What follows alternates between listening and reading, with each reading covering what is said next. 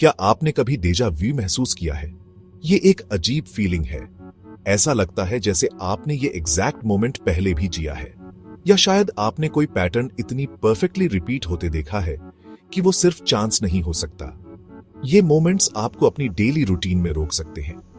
ये आपको अपने आसपास की दुनिया, जो रियलिटी आप देखते हैं, उसके बारे में सोचने पर मजबूर कर देते हैं। क्या सब कुछ वैसा ही है जैसा ऊपर से दिखता है, या हमारी ऑर्डिनरी लाइफ के नीचे कुछ छिपा हुआ है? इमेजिन करो कि आप एक कॉम्प्लेक्स कंप्यूटर गेम खेल रहे हो। कभी कभी बेस्ट गेम्स में भी छोटी मोटी एरर्स या अनएक्सपेक्टेड बिहेवियर्स होते हैं, जिन्हें ग्लिचेस कहते हैं। क्या हमारी दुनिया में भी ऐसे ही ग्लिचेस हो सकते हैं जो किसी डीपर स्ट्रक्चर की तरफ इशारा करते हो? क्या हमारा पूरा यूनिवर्स अपने सारे स्टार्स, गैलेक्सीज और लाइफ के साथ एक बहुत बड़ा, इनक्रेडिबली कॉम्प्लेक्स कंप्यूटर सिमुलेशन हो सकता है? ये प्रोग्रेस इस सिमुलेशन आइडिया को उतना अजीब नहीं बनाता जितना कुछ डेकेड्स पहले लगता था। तो सिमुलेशन थ्योरी आखिर है क्या? सिंपल शब्दों में ये वो हाइपोथेसिस है कि जो रियलिटी हम देखते हैं वो बेस रियलिटी नहीं है। ये सजेस्ट करता है कि हमारा पूरा यूनिवर्स हमें मिलाकर एक आर्टिफिशियल क्रिएशन है। इसे एक बहुत एडवांस्ड और कॉम्प्रिहेंसिव कंप्यूटर गेम या डिजिटल एनवायरनमेंट की तरह सोचो। इस गेम के अंदर सब कुछ, सारे स्टार्स, प्लैनेट्स, कॉम्प्लेक्स इकोसिस्टम्स और यहां तक कि ह्यूमन बीइंग्स भी अपने थॉट्स और इमोशंस के साथ सिमुलेशन का हिस्सा है। इस थ्योरी का मतलब ये जरूरी नहीं कि हम सिर्फ नॉन प्लेयर कैरेक्टर्स, एनपीसीज हैं जिनके जेन्युइन थॉट्स या कॉन्शियसनेस नहीं है। हमारी कॉन्शियसनेस, हमारा सेंस ऑफ सेल्फ और अवेयरनेस खुद सिमुलेशन का एक इंपॉर्टेंट हिस्सा हो सकता है।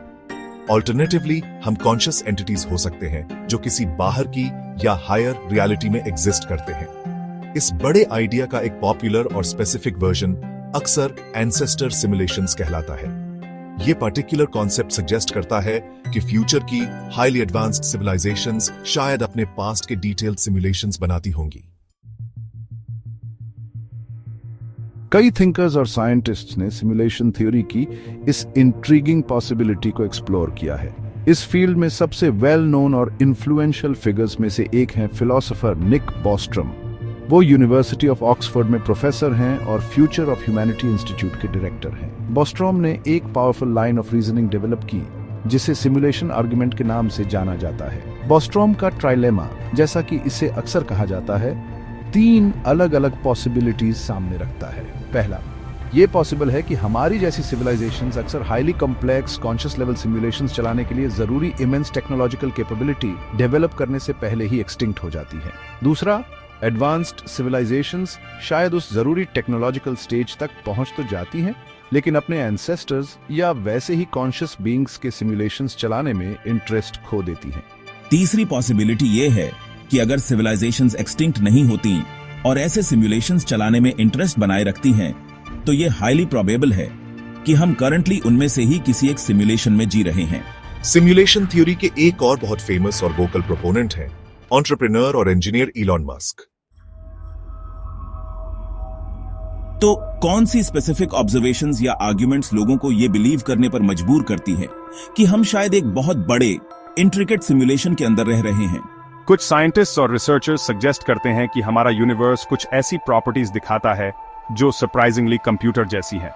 फॉर एग्जाम्पल, स्पेस की सबसे छोटी पॉसिबल यूनिट, प्लैंक लेंथ, और टाइम की, प्लैंक टाइम की एक फंडामेंटल लिमिट लगती है। फिजिक्स के लॉज खुद कॉम्प्लेक्स एल्गोरिथम्स के तौर पर इंटरप्रेट किए जा सकते हैं। वीडियो गेम्स सिमुलेशन थ्योरी को समझने के लिए एक बहुत पावरफुल और रिलेटेबल एनालॉजी देते हैं। जरा सबसे पहले वीडियो गेम्स के बारे में सोचो, जैसे पोंग या स्पेस इन्वेडर्स। अब मॉडर्न वीडियो गेम्स को देखो, और अगर टेक्नोलॉजी इसी करंट एक्सपोनेंशियल रेट से इंप्रूव होती रही तो 50, 100 या 1000 साल में वीडियो गेम्स या वर्चुअल रियलिटीज कैसी दिखेंगी? सिमुलेशन थ्योरी के डिस्कशंस में अक्सर उठाया जाने वाला एक और पॉइंट है यूनिवर्स के फिजिकल कांस्टेंट्स का फाइन ट्यूनिंग। अगर हमें पता चले कि हम एक सोफिस्टिकेटेड कंप्यूटर सिमुलेशन में जी रहे हैं, तो इसका हमारे लिए, ह्यूमैनिटी के लिए सच में क्या मतलब होगा? क्या हमारी लाइफ का कोई अपना इंट्रिंसिक मीनिंग है, या हमारा मीनिंग अगर कोई है तो सिर्फ उन सिमुलेटर्स के गोल्स और इंटेंशंस से डिफाइन होता है जिन्होंने हमारी रियलिटी बनाई है?